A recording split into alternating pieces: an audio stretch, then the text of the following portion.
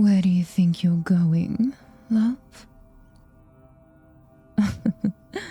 Here I am, on my way to grab you a treat from the kitchen, out of the kindness of my heart. And I find you doing what, exactly? Outside of my quarters? I don't remember giving you permission to walk around freely. Surely you're not trying to escape, are you? Otherwise I may have to get a bit rougher with you. If that had been your plan all along, you could have simply said so, love. Oh no, no you're not. You're staying right here, love. I told you, I'm not letting you go. But it seems as though I might have to have a stern word with one of my guards, don't you think? It's obvious you had a helping hand somewhere within my castle walls.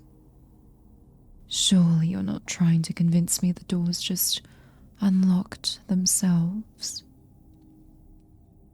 Either way, you're coming with me now. And don't even try to struggle. I've had enough of your foolery. If you bother me anymore, I won't be very gentle. I can promise you that much, love. So be good now, and keep up.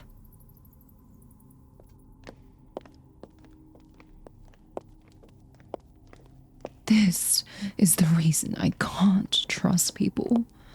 You were behaving so well. I was even willing to get you a treat. I was going out of my way to give you something nice. Rather than sending a servant, I was willing to get it myself. That's how good you were. But of course, you had to act up. But of course, you just can't accept that this is the best for all involved. Of course, now I'm the bad one. So terrible for kidnapping you. Ugh. Nobody ever sees the bigger picture. Look at it this way. In the time you've been here, who exactly has gotten hurt? The war was laid off, just as I planned. And had you behaved better, not even you would have to endure any pain. Your disrespect, however, has more than earned you this treatment. You could, just as well, have been a good little royal hostage, and I would have gladly been more hospitable to you. But no, you had to be stubborn. You just had to try and escape. You just had to defy my orders and get under my nerves. Do you really think I'm enjoying this? Do you really think I like having people betray me? Having to sanction them? You brought this upon yourself, love. And there is nobody to blame but you.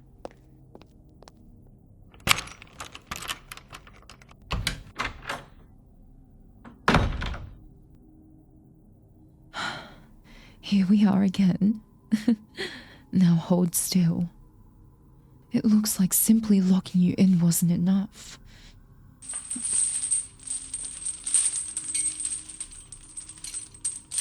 I'd hoped these wouldn't be necessary. But it looks like you're no better than any peasant when it comes to behaving. These chains have been crafted by the best smiths in the lands.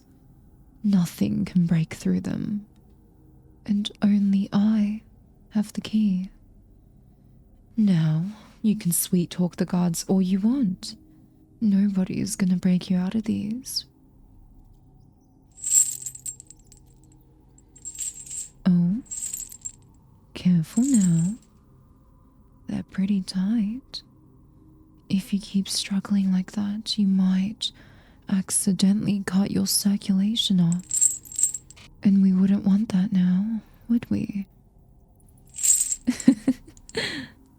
They suit you. I should have put them on you sooner, actually. But then again, I hoped you would have been better at following such simple instructions. I was really trying to be a good host, to welcome you into my castle. But as it turns out, you're just a little brat, needing to be put on a leash like a common dog. If you want to behave like a caged animal, I will make sure you have a reason to, love. Be grateful I'm even letting you stay in my quarters anymore. I could have very well placed you in a dark, clammy cell, or locked you inside of my torture chambers. But I decided to be kind. I'm letting you stay in my bedroom, allow you to sleep on my warm rugs, rather than rough, freezing stone floors. I even gave you a pillow. You're getting quite the special treatment in comparison to my prior visitors. You should consider yourself lucky. You're still alive after all, and I haven't even broken any of your bones yet. You're in rather good shape for having spent multiple days in my company. If I had been cruel, I would have simply just taken your ability to walk. That, for sure, would have saved me so much trouble of you trying to run away, trying to bribe my guards. But since you're an important guest of mine, I decided to take a more civil approach. All I expected in return is just a little forthcoming from you. This may not be what you're used to, but trust me, love, it's infinitely much better than what I normally do. Had I treated you like any other trader, your frail, royal little body wouldn't have been able to take it. You would have been broken after a few hours. You're weak, love, treated with silken gloves all of your royal life. When the crown eventually goes to you, you would be a fool of a ruler, a pathetic little excuse of a monarch. Consider this as me doing you a favor. Have you ever felt hunger before? That burning sensation in the pit of your stomach, so intense you feel like fainting. All of your senses losing grip on reality as your memory goes blurry. Have you ever been locked up and forced to sleep on solid floor? Felt a cold so freezing it almost seemed like it was coming from inside of you? You noble bastards don't know how well off you are. If I had to grow up, hidden away for nobody to find out about the king's bastard, then so will you. I want to watch you crumble beneath every fraction of the pain I have felt.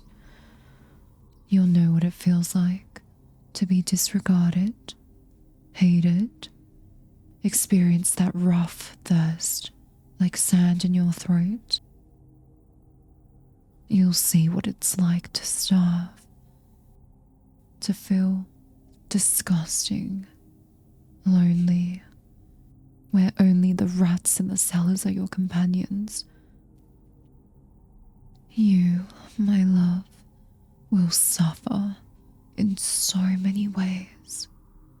And I promise you, if you get out of here alive, you'll be a stronger person for it. A true leader. Somebody who has felt pain, bitterness, and torture. Go ahead, love. Thank me for it. Or curse me if that makes you feel any better. I couldn't care less. In the end, you're utterly meaningless to me. Just another nuisance in my way. Who in the hell do you think you are? To try and escape me?